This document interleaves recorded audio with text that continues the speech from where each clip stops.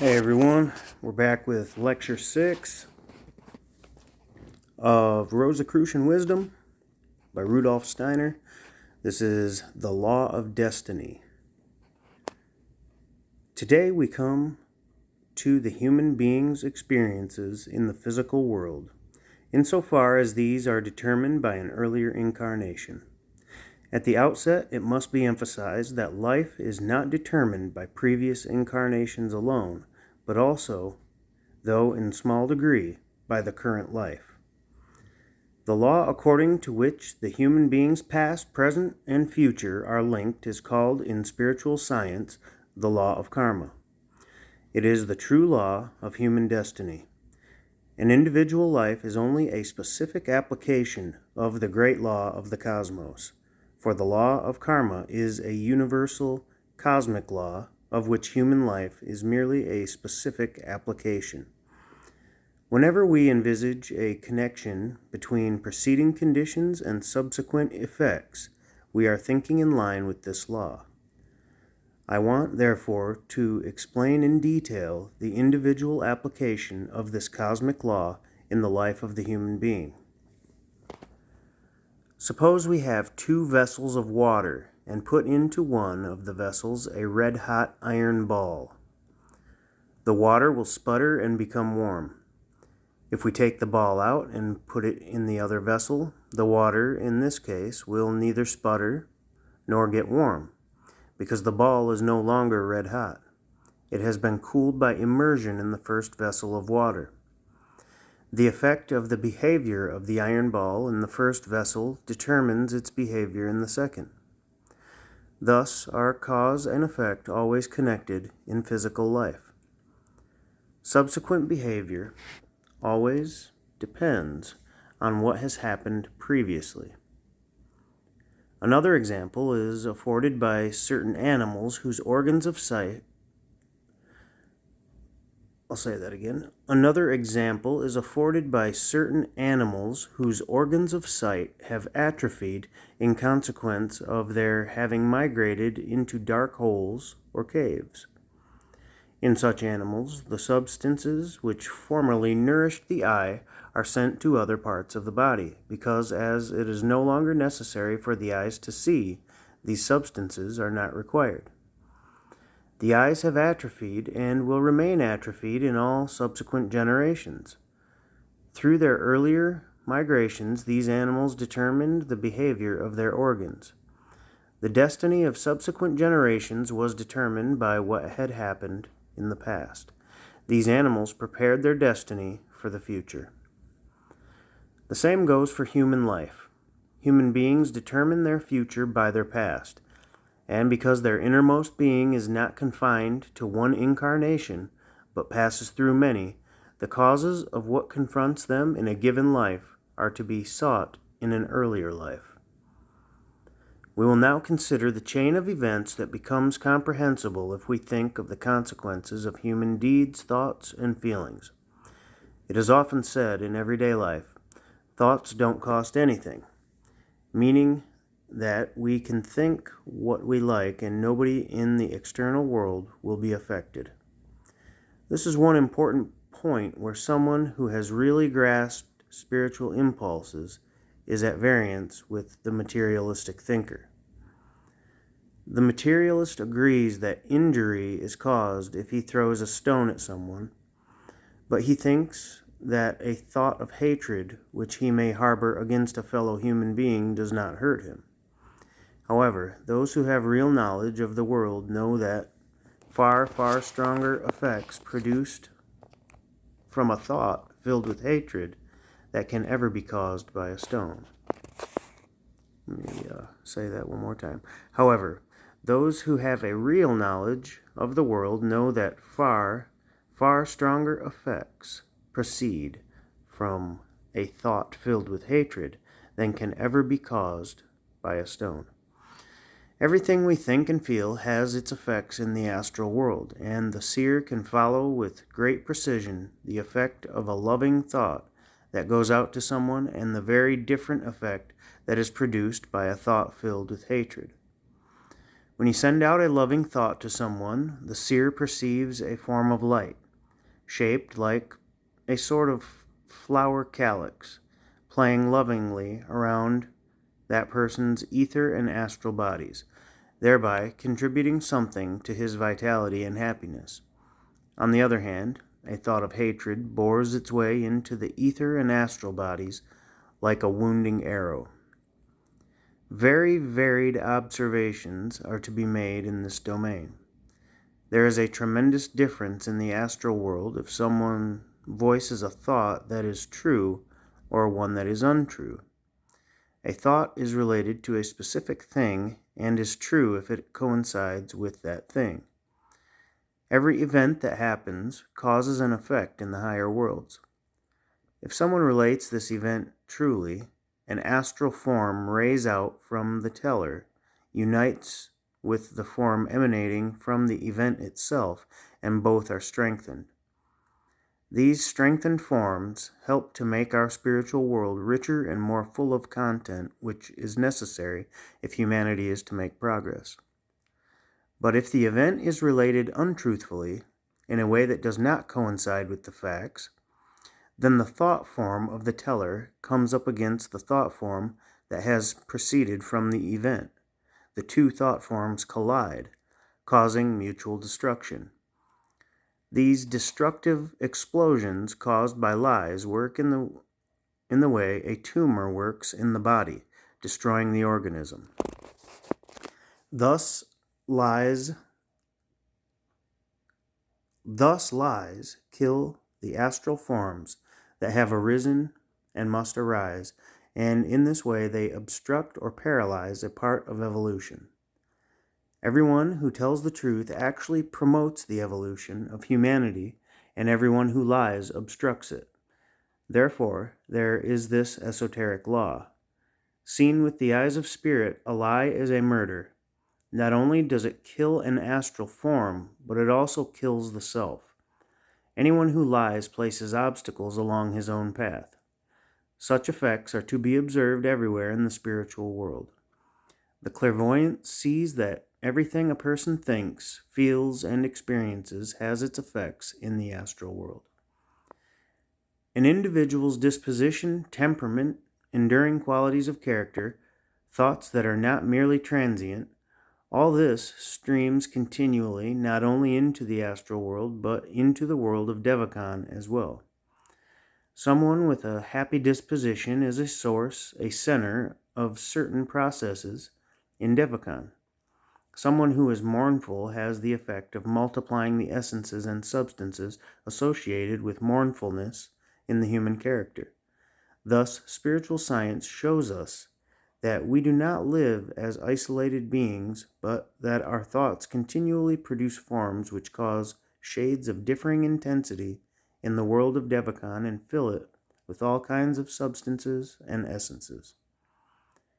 The four regions of Devachan, the continental, the oceanic, the atmospheric, and the region of original inspirations, are influenced all the time by the thoughts, feelings, and sensations of human beings. The higher regions of Devachan, in which the Akashic record plays a part, are influenced by deeds. What happens in the external world plays into the very highest region of Devachan, the one we have designated the world of reason. We shall understand in this way how, on descending to a new incarnation, the human being reconstitutes his astral body and attaches it to himself. All his thoughts, feelings, and experiences had become integral parts of the astral world, leaving many traces there. If his thoughts contained much truth, these traces would gather together to form a good astral body for him. What he has incorporated into the lower Devachanic world as his temperament and so on gathers together the new ether body, and from the highest regions of Devachan, where the Akashic record is to be found, his past deeds play their part in establishing the sitting, the localization of the physical body.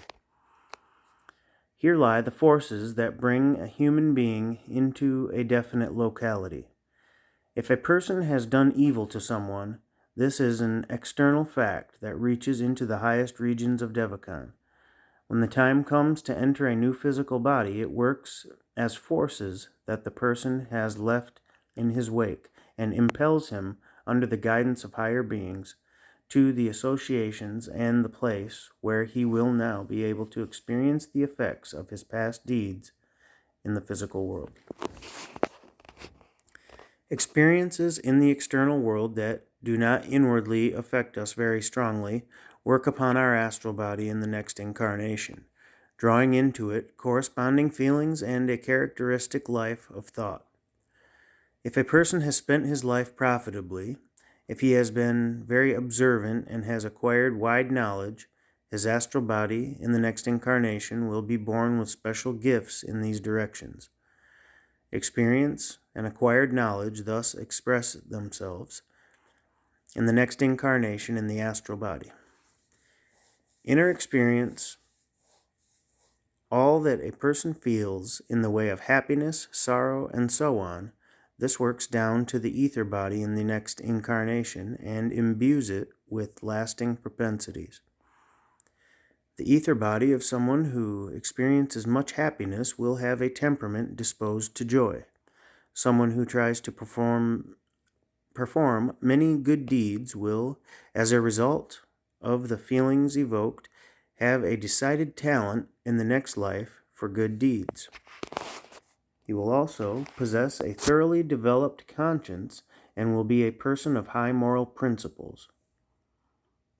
Everything carried by the ether body in the present life, the permanent character, talents, etc., appears in the next life in the physical body. For instance, someone who has developed bad inclinations and passions in one life will be born in the next with an unhealthy physical body. Conversely, a person who enjoys good health and has great powers of endurance unfolded good qualities in the previous life. A person who is continually prone to illness has worked bad impulses into himself. Thus, we have in our power to create for ourselves health or illness, insofar as these inhere in the natural constitution of the physical body. All that is required is the elimination of bad tendencies, for we then prepare a healthy, vigorous physical body for the next life. It is possible to observe in all details how the tendencies that were present in one life work in the next on the physical body. A person who is disposed to love everything around him, who is loving to all creatures, who pours out love, will have in the next incarnation a physical body that remains young and fresh until late in life. Love for all beings, the cultivation of sympathy, gives rise to a physical body that preserves its youthful vigor. Someone who is full of antipathy against other human beings, who criticizes and grumbles at everything, trying to keep aloof from it all, produces as a result of these tendencies a physical body that ages and becomes wrinkled prematurely. In this way, the tendencies and passions of one life are carried over to the physical, bodily life of the subsequent incarnation. This can be observed in every detail, so that we can see how a passion for acquisition, an urge that makes a person hoard possessions and becomes a rooted disposition in him, produces in the next life a tendency to infectious diseases in the physical body. It is perfectly possible to confirm cases where a pronounced tendency to infectious disease leads back to an earlier, very strong sense of acquisition, the bearer of this quality being the ether body. On the other hand, impartial endeavor, free from any desire for self-profit and wishing only to work for the well-being of humanity, this tendency in the ether body gives rise in the next life to a strong power of resistance to infectious disease. Thus, knowledge of the connection between the physical and astral worlds enables us to have a clear understanding of the world in its inner process of evolution. things are often connected in quite a different way from the one people like to imagine. Many people complain about pain and suffering, but from a higher point of view, this is quite unjustified. For if they can overcome, then when the person is ready for a new incarnation, suffering and pain are the sources of wisdom, prudence, and comprehensiveness of vision. Even in a modern work written from the materialistic standpoint, we find it stated that there is something like crystallized pain in the physiognomy of every thinker. What this materialistically minded author says here has long been known to the spiritual teacher, for the greatest wisdom of the world is acquired by the quiet endurance of pain and suffering. This creates wisdom in the next incarnation. No one who shudders at the unpleasantness of pain, who is unwilling to bear pain, can create in himself the foundations for wisdom. Indeed, when we look deeper, we cannot really bemoan illness, for regarded from a higher standpoint, from the standpoint of eternity, they take on a very different aspect. Illness, calmly borne, often appear in the next life as great physical beauty. Great physical beauty in a human being is acquired at the cost of illness in a preceding life. Such is the connection between impairment of the body through illness, particularly also through external circumstances, and beauty. The words of the French writer D'Olivet can be applied to this very remarkable connection. When we observe the life of the human being, it often seems to be like the formation of the pearl in the oyster shell. The pearl can only come into being through disease. This is exactly the case in the human life. Beauty is karmically connected with illness and is their result. When I say, however, that someone who unfolds reprehensible passions creates in himself the disposition to illness, it must be fully understood that in this case it is a matter of an inherent tendency to illness. It is a different matter when someone falls ill through working in a poisonous atmosphere. That, too, may be a cause of illness, but is not connected with the inherent constitution of the physical body.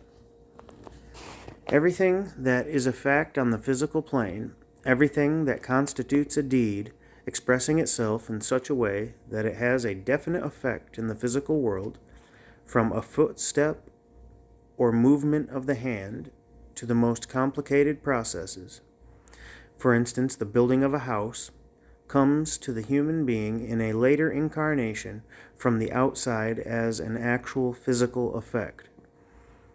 As you see, we live our life from within outwards. What lives as joy, pain, happiness, sorrow in the astral body appears again in the ether body. The lasting impulses and passions that are rooted in the ether body appear in the physical body as constitutional tendencies. Deeds that require the agency of the physical body appear as outer destiny in the next incarnation. What the astral body does becomes the destiny of the ether body. What the ether body does becomes the destiny of the physical body. And what the physical body does comes back from outside in the next incarnation as a physical reality. Here you have the actual point where external destiny intervenes in human life. This working of destiny may be postponed for a long time, but must inevitably approach the human being sooner or later. If a human being's life is followed through the different incarnations, it can always be seen that the life in a subsequent incarnation is prepared by beings who work at his physical embodiment in such a way that he is led to a particular place in order that his destiny may overtake him. Here again is an example drawn from life. At a Vemic court in the Middle Ages, a number of judges condemned a man to death and executed the sentence themselves. Earlier incarnations of the judges and of the executed man were investigated, and it was found that they had all been contemporaries. The prisoner who had been put to death had been the chief of a tribe who had ordered the death of those who were now the Vemic judges. The deed of the former physical life had created the connection between the persons, and the forces had inscribed themselves in the Akashic record. When a person again comes down to incarnation, these forces cause him to be born at the same time and place as those to whom he is still tied in this way, and they work out his destiny.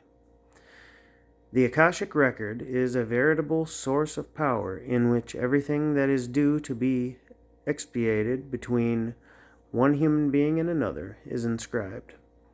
Some people can sense these processes, but very, very few are really conscious of them. Suppose someone has a profession in which he is apparently happy and contented. For some reason or another, he is forced to leave it and find no other occupation in the same place, is driven far away, into another country, where he has to strike out on an entirely new line of work. Here he finds a person with whom he has in some way to be associated. What has happened in such a case? He once lived with a person whom he has now met, and remained in his debt for some reason or another. This is inscribed in the Akashic record, and the forces have led him to this place in order that he may meet the person and discharge his debt. Between birth and death, the human being is perpetually within a network of these forces of soul which weave around him on all sides. They are the directing powers of his life. You bear within you all the time the workings of earlier lives, and all the time you are experiencing the outcome of former incarnations. You will realize, therefore, that your lives are guided by powers of which you yourself are not aware. The ether body is worked upon by forms that you yourself previously called into existence on the astral plane. Beings and forces in the higher regions of Devakan, inscribed by you in the Akashic record, work upon your destiny. These forces or beings are not unknown to the spiritual researcher. They have their own place in the ranks of similar beings. You must realize that in your astral body and in your ether body, as well as in your physical body, you feel the workings of the other beings. All that you do involuntarily, everything to which you are impelled, is due to the working of other beings. It is not born from nothingness. The various members of the human being are all the time actually permeated and filled by other beings.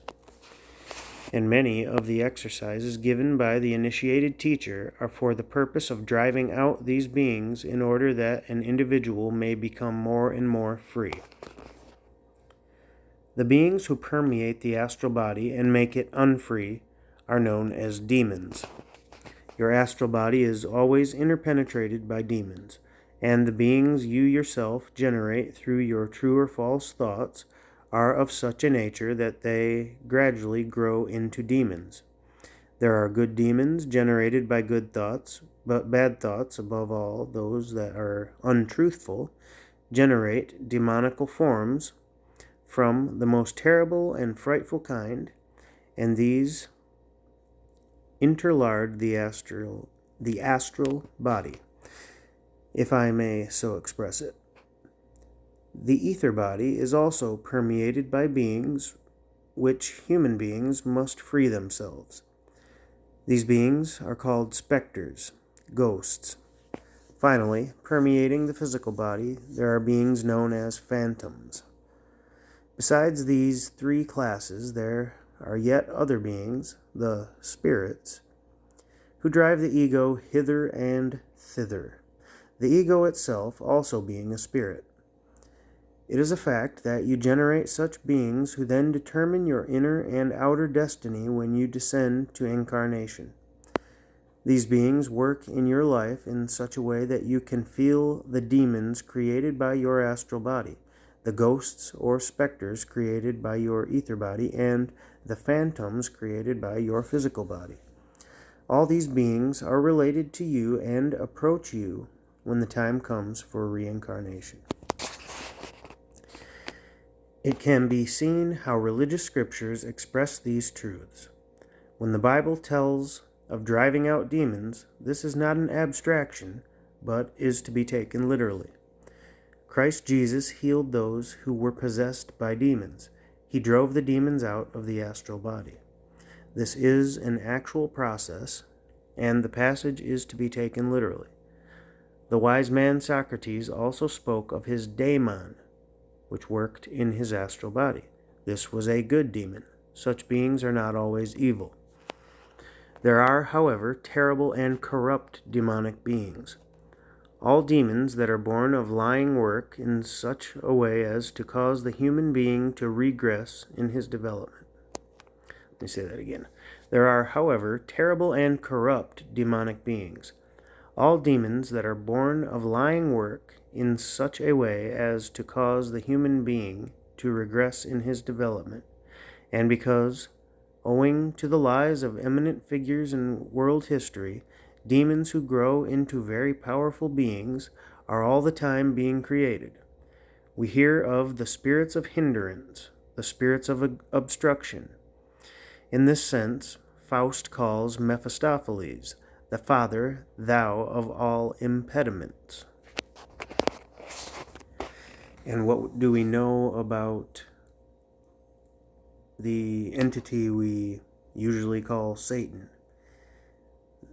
That's the entity of hindrance, of holding back. That's the negative manifestation of it. But that's not, let's just say, in the context is what matters. So the holding back or the hindrance is not necessarily a good or bad thing. So in both, whether it be the positive aspect, which we call fire or Lucifer, or the negative aspect, which we call Satan, which is also the water principle, or the principle of matter, the principle of form. It's also the principle of hindrance, of holding back. Now, if you're holding back from doing things that you should be doing because you're just being lazy, then that's a negative use of it. But hindrance can also be good if you're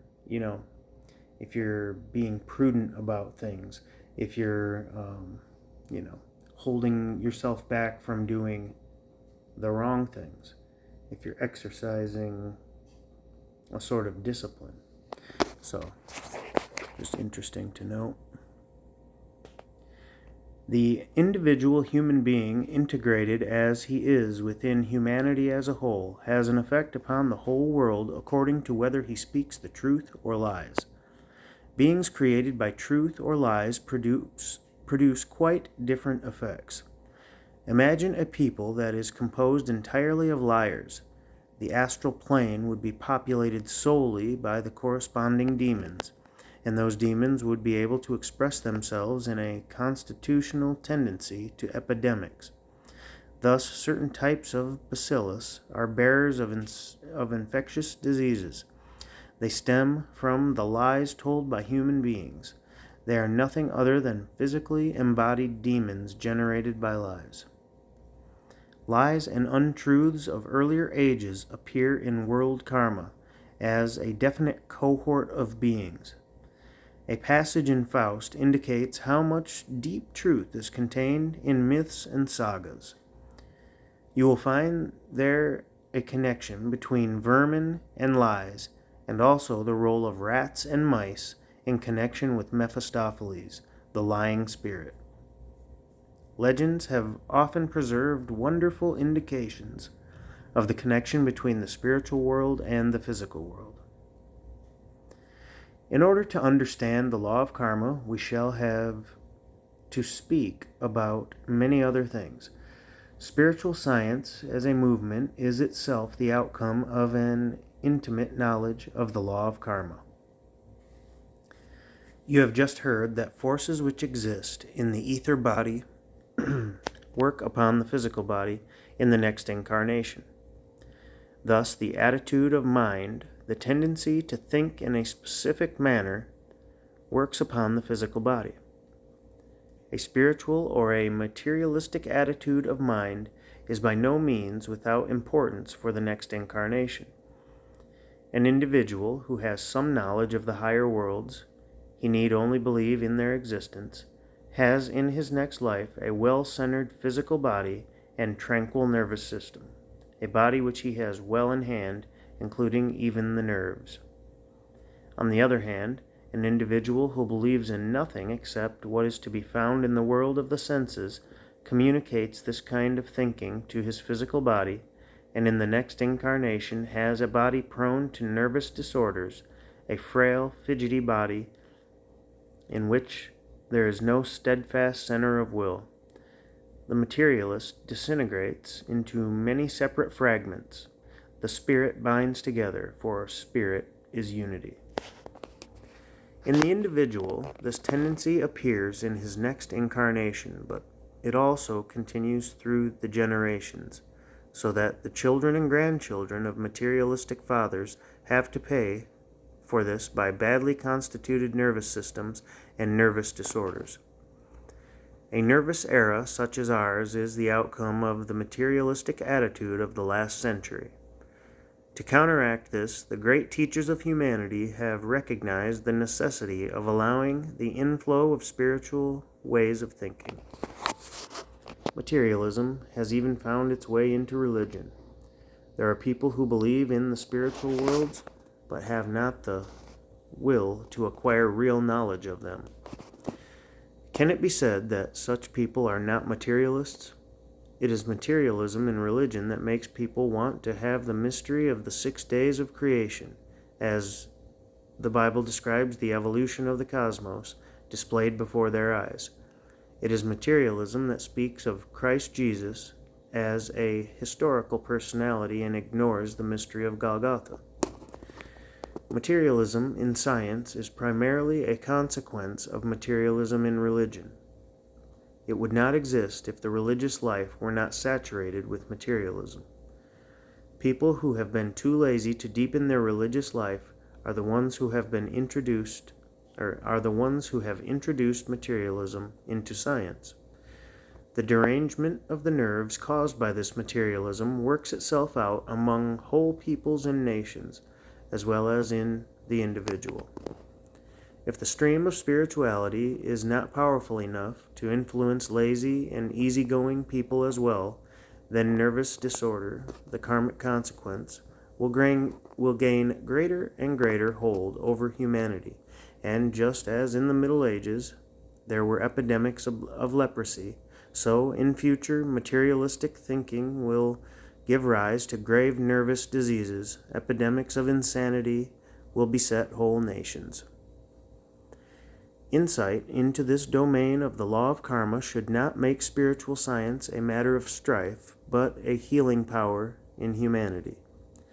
The more spiritual human beings become, the more will troubles connected with disorders of the nervous system and derangement in the life of soul be eliminated. And that ends the lecture on the law of karma. That's it for now. Thanks again for listening. Hit like, subscribe, share, all that good stuff, and we will talk to you next time. Thanks.